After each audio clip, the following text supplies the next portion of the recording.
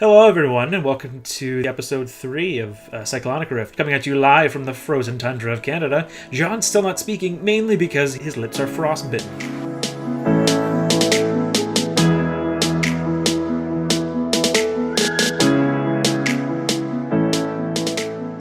This is episode 3. It's snowing outside, but we're not going to let that stop us. It's Canadian summer. It's Canadian summer. We're not going to let that stop us today talking about lessons learned. That's the title of today's episode. This was something I kind of wanted to talk about as I get older and wiser in my Magic the Gathering years. Call it a quarter life crisis. Yeah, maybe that's a good way to go about it. But just because the more you play Commander and with different people, and as new rules are changed or mechanics come out, or just through playing more, I think that you start to realize some new trends, some new ideas, some new kind of just ways of life when it comes to being an EDH player. Yeah. I started playing back in 2015. But I think you started... You and I started around the same time, except I think we started in very different environments. Yeah. Mine was in a smoke-filled room, or the next morning afterwards being hung over on the ground in my underwear and my friend saying, "Hey, do you want to learn how to play Magic?" And I was like, "What's mana?" And I got 3 pages into the comprehensive rules manual, which is not the place to start.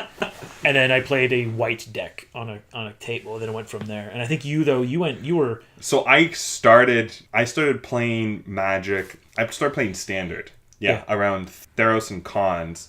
And then, just at that local game store in London, Ontario, I came in on like a Saturday when they had their Commander days, and I'm like, what's Commander? And like, I'd seen people flirt with it. I'm like, but like 99 cards in a deck? It's crazy. I'm just out here trying to figure out how to beat a Siege Rhino. Okay, like, I don't need 99 cards coming at me. Anyways, we want to talk about how we've both gone from our humble beginnings as a Standard player, what was I even playing? I think at the time, the most expensive card I had was a Grand Abolisher, and it was $1 at the time, which is now like $7 or something. Yeah. And that was, for me, I was like, whoa, that's splurging, man. Yeah, we won't talk about the dark road that we have gone down. Yeah, we're not going to go into, which is like, I feel like everyone in the Commander format and the Magic community, we're not going to have an intervention here talking about the cardboard cost, but let's get right into it, though. We just want to talk about how over the last 3 years, especially because we've played a lot with each other. Yeah, and we think that we now have enough knowledge, or at least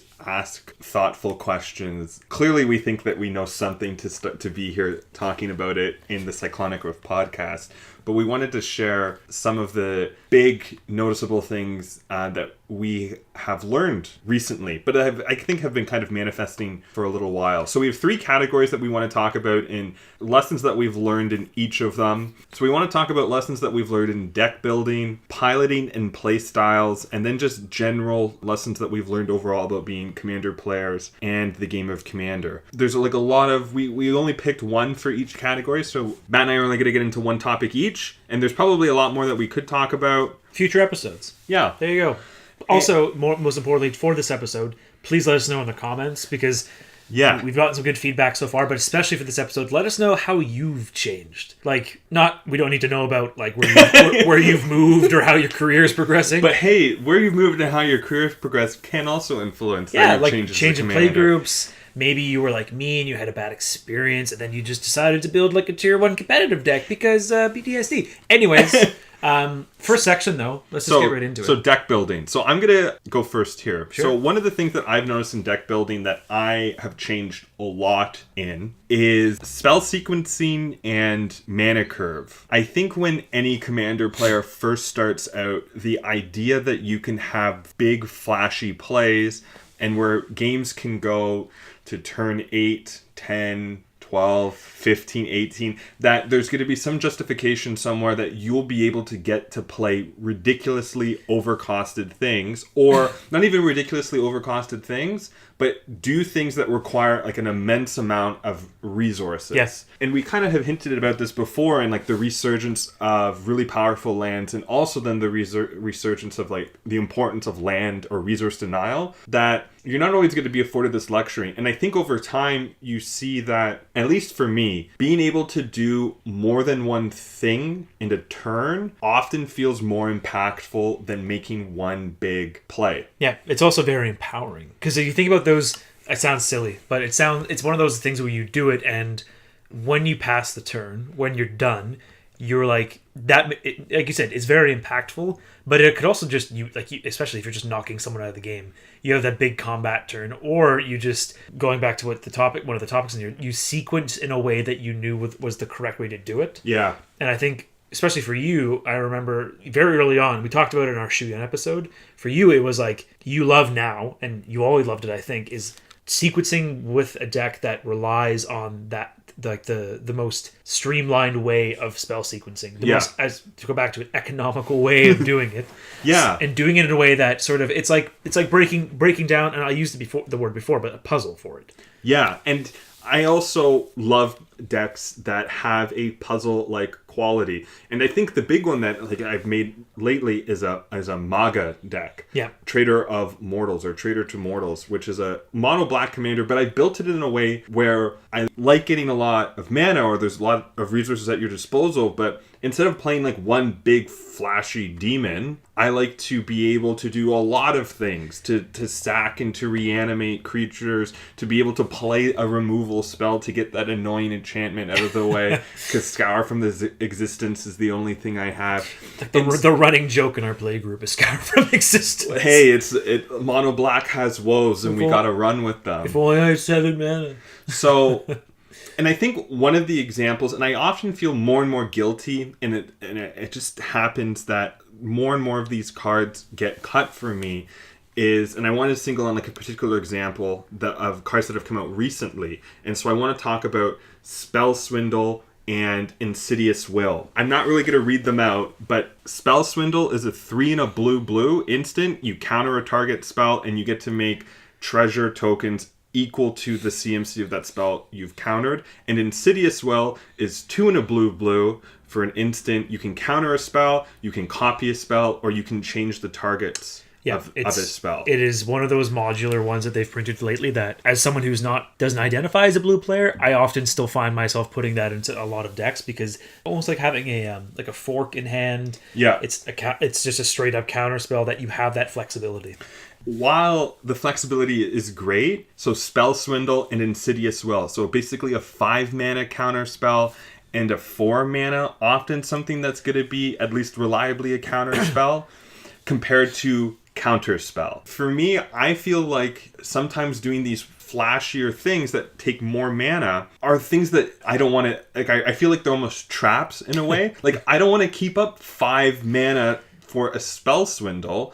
I want to keep up 2 mana for a counter spell and then play a 3-cost artifact or a 2-drop creature. And I think that when you save up resources, or I think like low cost efficiency for me in my decks have become like super important. And being able to constantly interact and react, and I guess this will be a thread for me, because I'll come back to this as we get to the other 2 categories. But I find that this level of interactivity, by having a low curve and being able to sequence multiple things, I just feel has more of an impact on the table, and in particular our play group. Yep. And it's something that I've noticed from little Johnny of 2 years ago. Probably wouldn't have given this a lot of thought, but I'm constantly thinking about how to reliably cast low-cost things with high impacts, and being able to keep up answers or other kind of synergies, so that I can do something on maybe somebody else's turn with mana that I kept up because I'm being very efficient. So you're saying you just want to do everything. Yeah. You want to control, you want to react, because I think that's again another running joke that we often have. I'll turn to you, and I'll turn to someone else, and it's someone is going untouched the entire game. Yeah. It's turn 6, they're just running amok. I'm playing my Estrid deck, and I'm just getting all the enchantments out. I'm getting my favorite little gem called Stasis, and someone will turn to someone at our table and say, in a condescending tone, "What are you contributing? what are you doing?" And I think it's important as well. I think from like, especially with some of the decks that we played against, is low cost creatures as well. Just actually caring about your curve, because I'm thinking back to the last time I really cared about doing that, and I think it was about a year into playing EDH. I really was actually laying out the deck or doing it in tapped out and looking at the curve and say, okay, if this is a creature deck, if this is a Boros deck, how am I actually doing something in the early game? Because yes, those decks are fun where you're sitting there and you're not doing anything until you have that big turn, but speaking of counterspell, you can wait and wait and wait and hold up 10 mana to do this one little thing, and someone's like, no. Yeah. 2 blue. Yeah. Go home. And I guess the thought I'll leave our listeners with is, at least for our play group, but I have a feeling for a lot of play groups, low curve. If you have a creature out in the first 3 turns, the first 2 turns, that immediately will deter your opponents to somebody who doesn't have them. So if you're playing at a table and only 2 people manage to get out a 2-drop, and 2 other people don't, well, like, you're going to start chipping in for damage. And sometimes, like, 1 life really does matter. It doesn't matter until it does. Yeah. And so I think that lowering curves, low cost, chaining spells together is something that I try to do more and more in my decks now than I have before. Yeah, and I think, like, you have it there in the notes that we're looking at for this, that the big spells are important, but you want to make sure that when you do that, when you go for it, 1, you're alive to get there. Yeah. But 2, it is impactful enough, and you have ways to protect if it's a combo or otherwise. You need having a backup plan that you want to be able to make it really important. Yeah. Obviously, again, it depends what people are doing against you across the table, but you really want to spread out. You want to spread your gameplay butter a bit. You can't all put it at one end. It's just gonna get soggy, man. Like, if you're gonna tap out for a big X spell, you want to be able to maybe, like, you don't tap out fully and you keep up just like that 1 mana that's important. Big stuff is still important, but you have to make it, I think, way more defined to your deck into what you're trying to do. Yeah. Okay, well, moving on to the next little subsection of deck building for my little memory. One for me was, like, again, we'll get into more of these, I think, in future episodes, is committing to a strategy in a deck. Yeah. So, backing up a bit, the first deck I ever played was Pre-Con 2014 Commander Teferi. Mono Blue. The first game I played it in was 4-player Plains Chase, which lasted for, I think, about 5 hours, because it is the worst and the best experience. But, like, because I had a firm understanding of the game at that point, but you learn quickly with Commander and with Plains Chase that, what are you doing? Yeah. You have to answer the question, what are you doing? And that's often something I find when you and I are talking about if we're building a deck, and I try to be the voice in my own head to say, what is it doing? So when I first started to build these decks, I sort of would, and everyone is doing it, and even the pre-cons that come out, there's what the deck is meant to be doing. There's Lord Windgrace. It's lands, right? But there's some sub-strategies. Yeah. Atraxa is a very good example that it's counters. It's 1/1 counters. But you can go different ways. And I remember when I first started building these decks that I had difficulty committing to a strategy that I felt could actually win, because I was so focused on the similar vein of yours. I wanted to do things. I wanted to build. Oh God, I remember my mono green bear tribal. It doesn't work. I just like putting out a 2/2 every turn against a friend of ours at the time who would do a turn 1 Sarah Ascendant, come in and start beating in the face. Like, I couldn't keep up. So I had to, some of the decks I have now are a good example that I really had to start thinking, okay, what am I doing? How am I actually going to be winning? Because really it depends on who you're playing against and how many people you're playing against, but what is the strategy? And I still find myself trying to do this now, that I will get to a point like a Selesnya deck, which one of my favorite color combos is, I get to a point where, okay, I'm going to gain 1,000 life and I could deck myself. I could do all these things, but is that actually winning the game? Yeah. And recently we had a game in our play group where it was just that. I had 1,000 life. Someone else had 1,000 life, and it was the longest game we've ever had. In recent memory, yeah. And it was like, I had nothing that could push over that last little bit.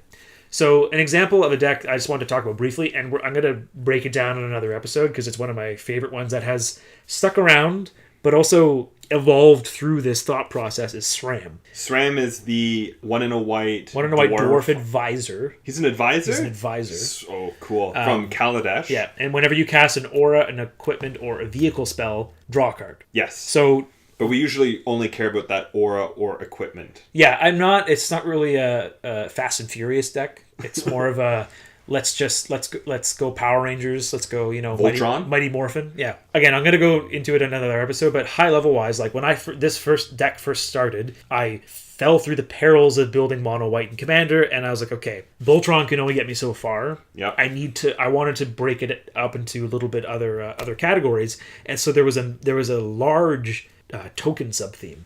But it got to the point that I found myself winning with tokens before anything else in any of the other games. So there's all those, and again, not going to name them here, but there's all those amazing token generation spells in white. Yeah. Make 5 soldiers, make 20 core, it's just all these things that I found the deck actually winning through that strategy, as opposed to, I'm going to suit up this value creature, I'm going to suit up SRAM, and I'm going to swing. That deck, I think, I remember it now, and I love it, because it's one of the ones that has stuck with me, that when I first built it, it was a little bit confused. And I think that when people first start getting into it, sort of like how you said, they focus on something that they really like to do.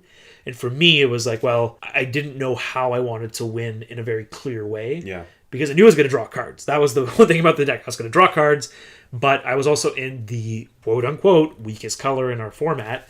So I felt that I needed to insulate. Like I needed to pack in and... Needlessly kind of. Yeah, because at some point... Try to like overcompensate. Yeah, like I wanted SRAM to have friends, that's all. Yeah. So for me it was, and I think everyone goes through this, is that when they're building their first deck, not buying or even like their deck. first 10 decks. Yeah, you go through this process of, okay, what am I doing? Because there are some commanders that scream what you're doing. Yeah. Nekuzar. People are all going to be drawing cards.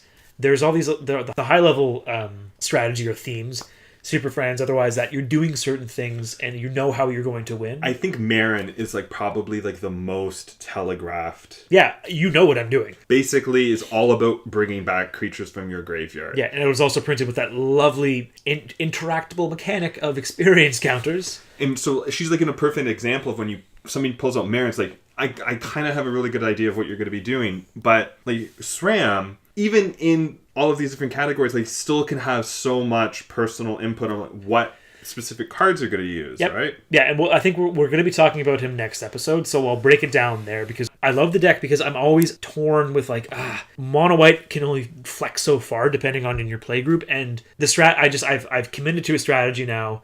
I've invested in the deck because there are certain cards that you need to get for that strategy of Cheerios or Voltron. And I just had to do it. I had to pull the trigger. And it was one of those slow builds. Yeah. But I had to make that first shift, which I'm glad that I've been able to, because really playing your deck more and more, you learn, okay, this isn't working. I'm not, as you said, making an impact. I need to do something to refine this. Yeah. And I think this is something that whenever you suit up a deck for like the first time, if it's something that you've consciously made a lot of choices towards and has been like a slow burn into sleeving it up, there's always going to be situations where you're kind of at some point like a little lost, and so there's a refinement. But I think that is different from, let's just take all of these great cards and like throw them together. Yeah, avoiding the good stuff decks, but that's fine if you get into them. Yeah, like it's fine if you want to do that. I just think that over time you'll start to realize that there's more fun ways to play Commander. Yeah. For example, tonight we're going to be playing some games after recording this. There are some decks that I'm trying out that I know need to be, like, there's some loose little screws that need to be tightened. Anyways, I'm going to talk about SRAM in another episode because I love the guy. I often quote Torbjorn whenever we play him because it's so great. But give Mono White a chance. Come on. So in deck building, we just talked about. So I talked about spell sequencing and how lower curves makes for more fun decks, and Matt was talking about like the importance of sticking to a strategy when you're building it and not trying to do 50 different things, but really trying to almost create like a narrative around what your deck is. If you're able to, it's like, you remember this when or for the grad students listening, when you're doing a thesis or something, and someone asks that problematic question of, what's your thesis on? If you can say it in one line, like even if it's just the word Voltron combo, whatever. Yeah. You don't want to say, well, it's more of a, like, it's almost like, it's almost as if you're building. Otherwise, if you can't answer that question sometimes, I feel like you're just really building a shell. Yeah. I'm building a Simic shell. I'm building, which I've done sometimes, because I have so many decks, I do that sometimes, but I feel like it's best to just commit. Maybe also because I've been in a long-term relationship for 4 years, that I want to commit. Yeah. I want to know what I'm doing. That's very fair. So talking about our second category of lessons learned, which is like piloting or playing, is how I titled it. For me, the biggest lesson that I've learned over time, and this is all probably linked together with my EDH like persona, but I previously, Matt, like you were at the table, you were at these tables. I remember. is that when you're sitting down and playing with 4 people, and like maybe you only get a chance like once a week or once every 2 weeks or what have you, or you're going to a local game store for the first time and you're sitting down with maybe 2 or 3 or strangers or what have you, that there's like in the social contract that is Commander, there's sometimes a little bit of guilt whenever somebody has to be eliminated from the game, because that means somebody has stopped playing. And it's different from a tournament. This is different from Friday Night Magic. It's different from playing Standard or something, because the game still goes on without you. Yeah, it's not like it's over. It's Survivor. Yeah. You've been voted off the island. But the problem is, I think, when you get into that kind of mentality, decks move towards surviving. They don't move towards winning. And that's how you get into these 20 plus turn games where it's taking 4 hours because nobody's willing to pull a decisive trigger. Rest in peace, Brawl. I've found lately, and it's probably because we started playing with it with a new individual, shout out, that like, no, you just gotta, you have to commit, and there's gonna be a point of the game where somebody is down, shields are down, you gotta go in, you gotta punish. Or if your deck is about playing really big friggin' dragons, like, you have to go to combat and you have to swing, and you can't spend 5 turns not doing that out of some sort of whatever guilt that you're gonna be putting pressure or eliminating people from the game. And so I find that, like, I win by disabling other players. Which sounds, maybe that's not like the right word, but I have to win by punishing them, by attacking them, by getting their life down, by eliminating their permanence. And, like, I'm not going to win in a vacuum. Notice he said permanence, not non-land permanence. Permanence. Hey, go back to those old cards, man. You can just get rid of permanence. So I think the best representation of this, like this mentality, that I think, because I don't have many notes here for the section because we're both sort of on the same page, I think, is because that guy that we now play with, shout out again, the first game we played with him, I remember it was Vampire. He was playing Vampires and you were playing Control. Yeah. And he just made 1/1s and started attacking you. And you were just like, you're like sort of laughing and like, why, man? I think that's a constant thing that we always come across about people getting upset that they're being targeted. Yeah, there's a bit of like, and I'm as someone who pilots the Super Friends deck, don't listen to what I say during the game because I'm trying to, like you said, trying to survive. But I remember he just said, sometimes, depending on the deck, you're going to be like a dog at a bone. Just got to commit to it. You don't have any creatures. I know you're not going to have any creatures anytime soon, so I'm just going to attack you. And he killed you very quickly. And then he killed someone else. And then, it's just... I think he won. And then I remember after that, we were just like, wow, that was aggressive. And he just said, quick games, man. And that's been, I think, if we were to sum up this section, let's keep talking about it for a little bit, is quick games. Because I think, and I built some decks. There's a deck I have, it's a... KT deck, Kainos and Tiro of Meletus. That's all about that. We have a fair amount of creature-based strategies in our meta. Man, if you want to attack, I will pump your creatures up. Yeah. I will do all that we need to do in order to do that, because I would much rather, like you said, those games where, I guess even if it's by death by combo, where you say, do you have it? Okay, let's move on. This is also coming from a person who plays Stasis, that I say, are we good? This is the level of meanness that we're at now. Yeah. I'm fine with you retaliating, but are we good? We don't need to play through this. Yeah. That I'd rather just move on. I'd rather because we're busy, we're all busy. I'd rather we get in those games because, especially like someone like me, who you have so many decks and you want to try them out. Yeah. You want to play with these cards because why else do we have these decks? And why else do we spend so much money on them? Yeah. And I think like all of this like fits into this mantra of, I've also been building my decks towards this. Even control decks that I have are decisive in that I see that there's one person at the table who's playing permanents that I know are going to be a threat. I'm just not going to let them sit there. Yeah. Like, I'm going to go after you. And like that probably could have consequences for me. But it's threat assessment. You know, and it's not, because I think that is a line between, there's metagaming. I'm okay with it to a degree. I know what this deck is going to be doing. I think it's very hard to get away from metagaming because of, you play with the same decks, unless like every week, which sometimes happens, there's a new deck to play with. You're going to do it. You're going to look at someone and be like, wow, I'm mono red. You're an enchantment deck. I can't deal with any of those. So Can't deal with the card, deal with the player. Yeah, and I think that's something that you need to recognize. So there's a couple things here. You have to punish people when their shields are down. You have to play decisively. You have to, if you know that somebody's playing a style of deck that is a threat to yours or is very unanswerable for you, that you have to put pressure. I think you have to be comfortable. You have to get rid of this idea that you're playing to survive.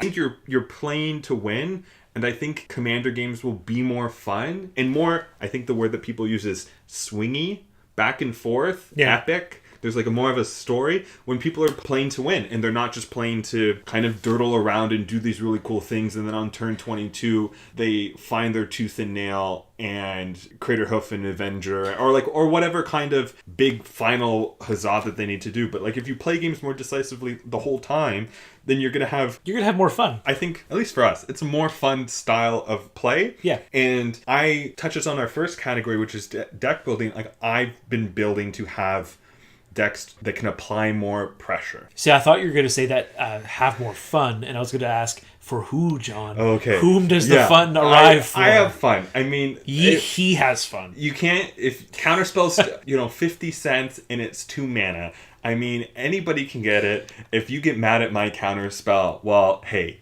It's the English guarantee. English guarantee. Okay. So I think what's been cool, just to wrap this section off, that piloting, at least for us, we have both, and I think, again, this is thanks to our play group and just what our own experiences. We've said, enough with the durdle sometimes. Let's go. Let's just, if you're going to kill me, let's do it. Just get it over with and kill everyone else. Let's move on, play another game. Because I want to just have fun. I want to have fun. You want to take our fun. Yeah. You want to siphon soul our fun. Yeah, and I mean, because sometimes a game will be decided by turn 5 for us sometimes. Yeah, and that's fine. That could be a combination of like bad luck, somebody having like a really awesome hand, or like a combination of like they just outplayed us. Where I countered the wrong thing, you swords the wrong creature, somebody else cracked a fetch at like the wrong time because they knew what was on the top of their library. Like it could be a whole combination of things. And that doesn't just have to be because somebody's mulliganed to 5 or somebody's playing $200 artifacts, Yeah, and I think I'm fine with the group concede. Like everyone just looks like, can you do something? Can you do something? Can you do something? No. Okay, let's just move on, because it goes back to that. Remember, like when we first started playing, we were all playing very low power decks, and someone's like, "Oh, I storm off and combo off and kill everyone at the table." And the store owner who was playing with us looked at him and was like, "Okay, you win. We're going to keep playing now because we're not doing that." And again, in that case, it was combo in a setting that no one else was at that level, that we had no way of interacting, and But I think now we would almost say, like, okay, let's go to the next game. Like, let's not continue. It's like, okay, yeah, you won. Let's move on. I think there was a bit more going on in this one time, but I remember being like, that was my second game, I think, where someone does, I'm like, oh, can you explain to me how it even works? Because I was so lost. Because, the game's confusing. On that note, let's just talk about the game, which is our third and final section for this episode. Yeah, so this one was more broad, and I wanted to talk about just like the game of EDH, whether it's like trends that we've kind of picked up on, or rules, or I said quote unquote seeing the light. I have one that I just realized. I remember when we first were explained it by someone else that we play with, I was like, well, that seems silly. Why doesn't everyone do that?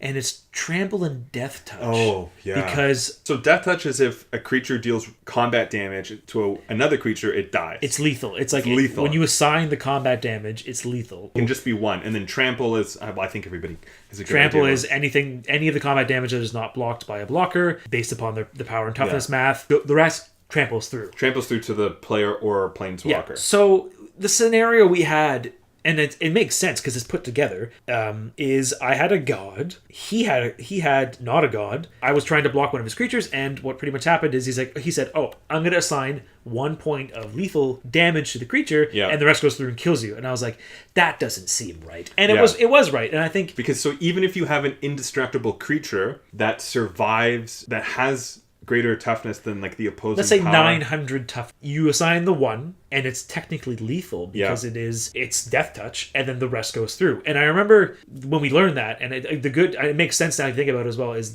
Nihili, a god of the hunt, and Nihili is bow, trample, and death touch.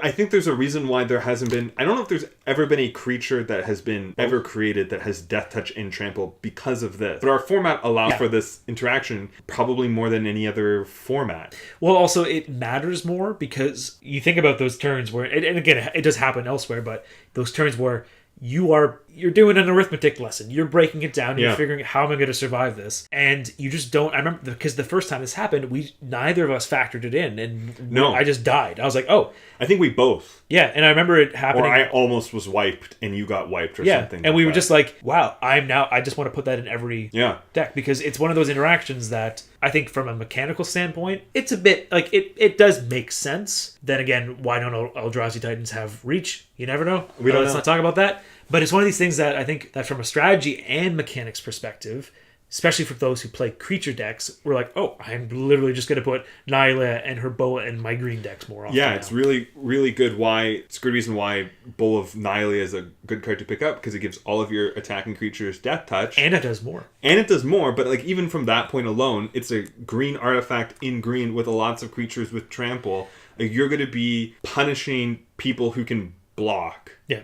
Which Trample already does, but Death Touch is just insult to injury. Because the way that you put it sometimes, and I think I've come around to it, seeing the light, is the evasion that it has in combat in a way that because you didn't think Trample was evasion. At first I was like, it's not from the way that I saw at the time, but it's evasion in the way that it can really matter, because especially if you're doing in a certain deck and a certain strategy, you have that pump spell, you have Triumph of the Hordes.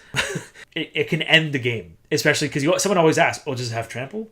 Well, no, I'll just jump it. It does have Trample and Death Touch, though. Yeah, it's gonna be fun. Well, and it's just another way of like applying pressure. Yep, and it makes, I think, sometimes evasion we think of if we think of evasion as like avoid blockers, Trample is punishing blockers. Yep. So if somebody's swinging at you with a 6/6 Trample, but you have a 1/2, sure, you can block and take 4, but a lot of the time the choice that people make is, I will not block and take 6. Yeah, because they just say it doesn't matter. It's like, it does. Again, life doesn't matter until it does. Life's a resource until it's all you have left. Yeah. Yeah. That's all I really had, because I think that was one of those moments where it was a lesson learned that I need to do this more, because it's like when I first learned about protection from colors, or get rid of it as soon as somebody else, because it'll be hard to, and then imagine if they had flying or something, you know? Yeah, it gets into these whole things.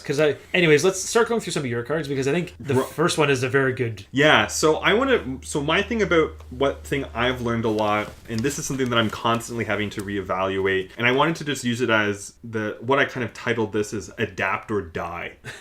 Because, as you can tell, listeners, I like to play a lot of blue, and I like to play probably a lot more control-ish sorts of... Just say it. Yeah, like I love blue and I love control. I love islands. Islands are the best cards ever printed. Yeah, it's Control Players Anonymous, John. We got you, don't worry. So, I wanted to talk about a few cards, about 6 in total, but I think the first card encapsulates, for me, choices that I'm constantly having to make when I'm deck building, when I'm playing, when I'm thinking about Commander, and it's called Eyes of the Wyson. It is 1 in a green. It is a tribal enchantment elemental. Whenever an opponent plays a blue spell during your turn, you may put a 4/4 green elemental token into play. And, of course, the flavor text is calm as a Wyson's watch. Elvish expression meaning safe.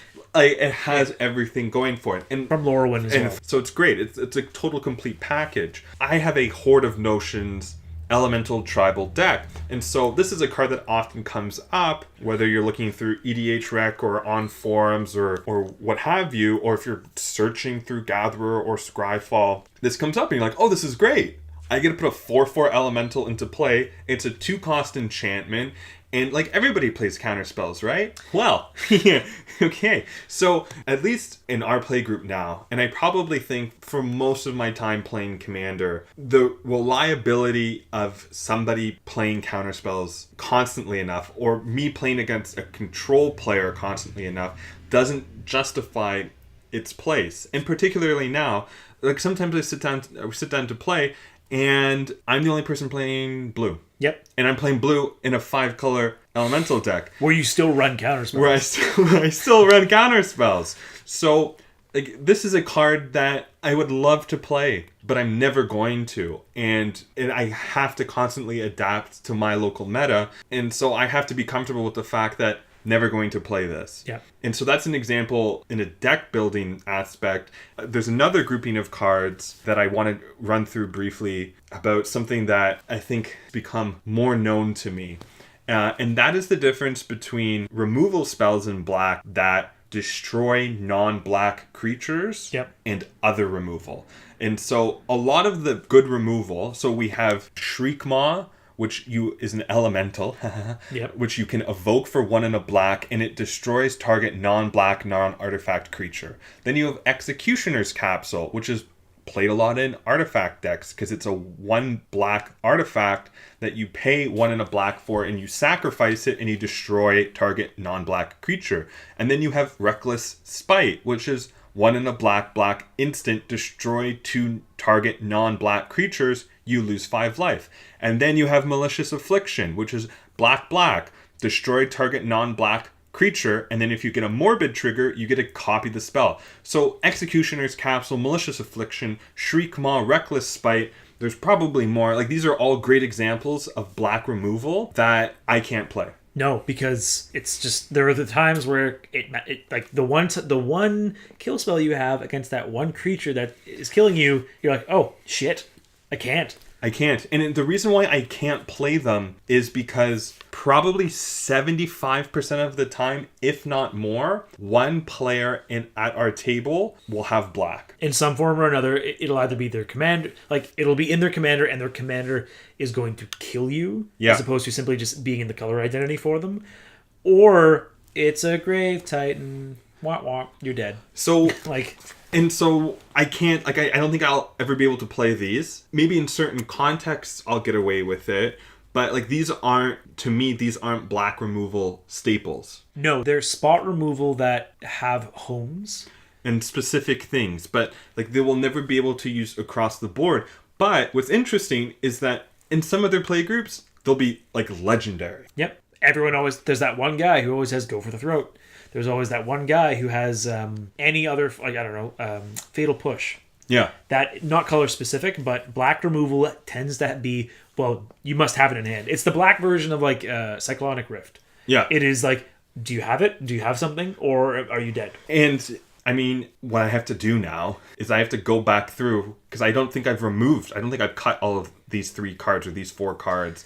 And I have an elemental deck and I have Shriekmaw in it, but I can probably tell you the amount of times where I've wanted to evoke a Shriekmaw into somebody playing Murkovosk or not Animatu, Yenit. It's gotten to the point where the spell gets to the point of you've tapped your mana, it's out of your hand, you've said what you're doing, and then you're like, oh. Like, no. And then you throw your hands in the air and cry a little bit. And this touches back to, I guess, my whole theme here, which is, like, it can't punish a player if that player's shields are down because they have black creatures, right? Yeah. But if I'm in the current context of a game, like, I need to be able to have that flexibility. So what I've had to opt to instead, but these are example of 2 cards that I can play in our play group to a lot more success. I just have to go out and accumulate them. Is Go for the Throat, which is 1 and a black and an instant, destroy target non-artifact creature. And then Ashes to Ashes, which is 1 and a black, sorcery, exile 2 target artifact creatures.